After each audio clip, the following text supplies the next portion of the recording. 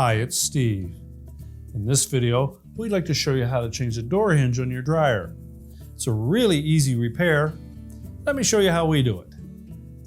Now, to remove the hinge, we'll take both screws out of the door side of the hinge, one screw out of the cabinet side, and then just loosen the other screw on the cabinet side.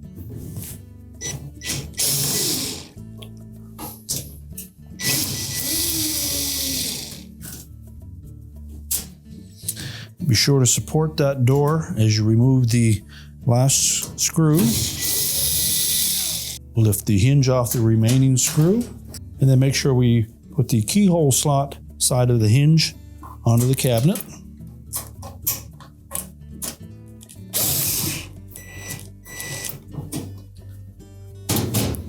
And we'll put both screws in the door side of the hinge, then the remaining screw on the cabinet side.